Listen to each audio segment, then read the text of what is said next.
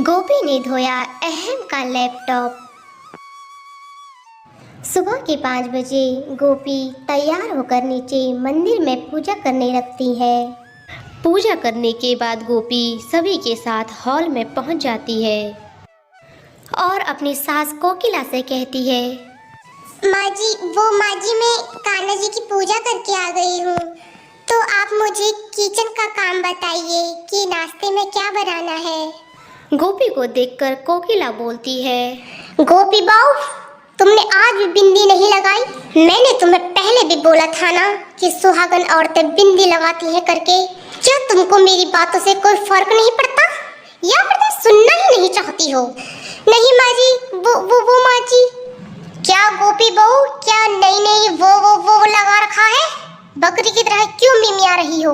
नहीं माँ जी, वो मैंने बिंदी लगाई थी, पता नहीं कैसे निकल गई। कैसे निकल गई मतलब? इतनी बड़ी बात हो गई और तुम्हें पता ही नहीं चला कि बिंदी कैसे निकल गई। तुम्हारे सर पर बिंदी निकल गई और तुम्हें पता ही नहीं। किचन में नाश्ता तो बाद में भी बन सकता है। जा चुड़ैल, पहले बिंदी लगा सर पर बिंदी। अब जाओ यहाँ से, गधेड़ी कहेंगी। जी माँ जी, अभी जाती हूँ। और ऐसा कहकर गोपी अपने कमरे में बिंदी लगाने के लिए चली जाती है। वहीं इधर कोकिला और मोटा भाभी अपने रसोई घर में चले जाते हैं।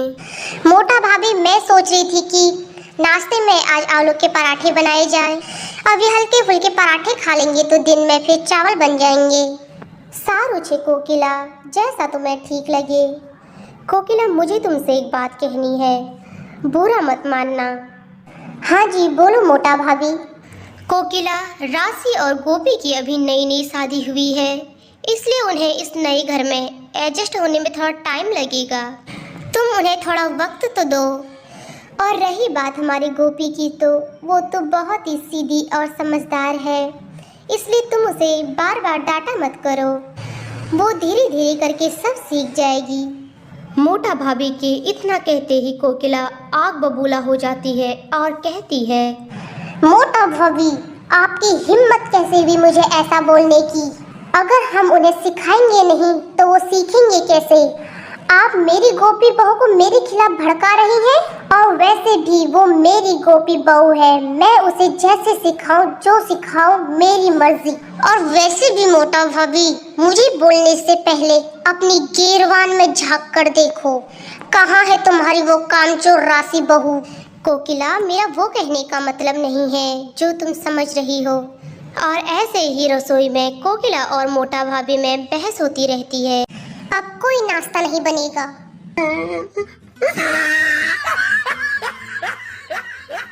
इधर हॉल में मणि साफ सफाई का काम कर रही थी। अहम हॉल में पहुंचता है और मणि से कहता है, मणि, मॉम कहाँ है? अहम भाई, वो रसोई में है। अच्छा ठीक है, तुम मॉम से कह देना कि अहम ऑफिस के लिए गया है, वहाँ एक जरूरी इम्पोर्टेंट मीटिंग है मेरी। और सुनो मणि, कमरे में मेरा एक लैपटॉप रखा हुआ है, तुम उसे अच्छे से साफ करना। मेरे लैपटॉप पर सफाई करते वक्त एक खरोंच तक भी नहीं आनी चाहिए, ठीक है? क्योंकि उसमें मेरे इम्पोर्टेंट डॉक्यूमेंट्स हैं। ठीक है अहम भाई जी, मैं अच्छे से साफ करके तुम्हारे लैपटॉप को वहीं पर ही रख दूंगी। मणि को इतना बोलकर अहम अपने ऑफिस के लिए चला गया। और इधर राशि ने मणि और अहम की सारी बातें सुन ली और उसके मन में एक खुराफात चलती है। राशि, अब आ गया है कलाकारी दिखाने का वक्त।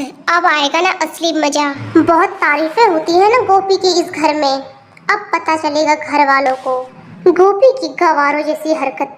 जब गोपी अहम जीजू का लैपटॉप धोएगी और सारे घर वालों से डांट खाएगी, तब आएगा ना असली मजा। तभी हॉल में गोपी भी बिंदी लगाकर पहुंच जाती है। जैसे ही गोपी किचन की ओर जाने लगती है तो राशि उसे कहती है, गोपी सुन, मुझे तुझसे एक बात करनी है। देख, अहम जीजू ने मणि को अपना लैपटॉप साफ करने के लिए कहा है, और वो लैपटॉप अहम जीजू के लिए बहुत ही इम्पोर्टेंट है। अगर वो लैपटॉप तुम साफ करोगी तो देख लेना, अहम जीजू तुमसे बहुत ही खुश हो जाएंगे। और ऐसे ही राशि गोपी को अपनी चिकनी चुपड़ी बातों में फंसाकर उसे लैपटॉप धोने के लिए बोल देती है। गोपी भी यह सुनकर बहुत ही खुश हो जाती है कि मैं अगर लैपटॉप साफ करूंगी तो अहम जी बहुत ही खुश हो जाएंगे। राशि की सारी बातें मानकर गोपी अहम का लैपटॉप लेकर उसे धोने के लिए चली जाती है। गोपी को लैपटॉप साफ करने के बारे में पता नहीं था, इसलिए वह बर्तन रखने वाले सिंक में लैपटॉप को विम बार के साबुन से रगड़ रगड़ कर धो देती है। लैपटॉप धोने के बाद गोपी कहती है, अब तो मैंने ये लैपटॉप बहुत ही अच्छे से साफ कर दिया है। अब अहम जी मुझसे बहुत ही खुश हो जाएंगे। लैपटॉप धोने के बाद गोपी उसे छत में सुखाने के लिए चली जाती है और जैसे ही वह लैपटॉप को सुखाती है तो अहम की नज़र अपने लैपटॉप पर पड़ जाती है। गोपी, ये तुमने क्या किया? तुमने मेरा लैपटॉप धो दिया? और वो भी साबुन और पानी से? उसमें मेरे इंपॉर्टेंट फोटो और डॉक्यूमेंट्स थे। तुम्हारी हिम्मत कैसे हुई मेरे लैपटॉप को हाथ भी लगाने की? गवार कहीं की, तुमने मेरी 1 साल की मेहनत को बर्बाद कर दिया है। वो अहम जी मैंने तो सिर्फ आपके लैपटॉप को साफ किया था। चुप, एकदम चुप रहो। मुझे कोई सफाई की जरूरत नहीं है तुम्हारी। अहम की जोर जोर से चिल्लाने की आवाज़ सुनकर कोकिला और उसका परिवार वहां पहुंच जाता है और कहती है, अहम तुम्हें ये क्या हुआ? इतने जोर जोर से क्यों चिल्ला रहे हो? मॉम, ये देखो ना तुम, गोपी ने मेरा लैपटॉप धो दिया है। क्या?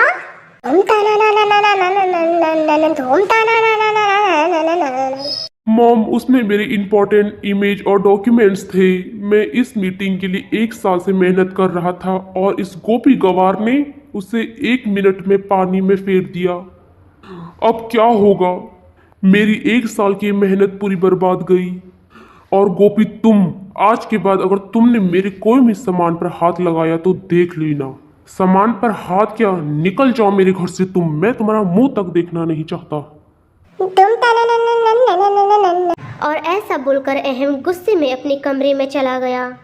वो माँ जी नहीं, मैंने ऐसा नहीं किया, मेरी गलती नहीं है। गोपी, एक तो तुमने इतनी बड़ी गलती की और उसके बाद बोल रही है कि मेरी कोई गलती नहीं है। ये मगरमच्छ के आंसू मत बहाओ, ठीक है ना? बताओ, किसने कहा तुम्हें लैपटॉप धोने के लिए? बताती हो या नहीं? वो माँ जी मुझे राशि बहन ने कहा। धुम ताना धुम ताना धुम धुम धुम धुम ताना धुम ताना। तभी मैं सोचूं मेरी गोपी बहुत ऐसा कर ही नहीं सकती। अरे इसके पीछे तो राशि के कलाकारी वाले दिमाग का हाथ है। बोलो राशि, तुमने ऐसा क्यों किया? वो काकी जी मैंने इसे नहीं कहा था लैपटॉप धोने के लिए। मैंने इससे बोला कि लैपटॉप को साफ करना है जिससे कि अहम जी जो बहुत ही खुश हो जाएंगे। मुझे क्या पता गोपी इससे साबुन और पानी से धोएगी। राशि, मुझे तुम्हारी कोई सफाई नहीं चाहिए। सजा तो तुम्हें भी उतनी ही मिलेगी जितनी गोपी को मिलेगी। और अगर गोपी इस घर से गई तो तुम भी उसके साथ इस घर से चली जाओगी, क्योंकि इसमें तुम्हारा भी उतना ही हाथ है। क्या? धूम ताना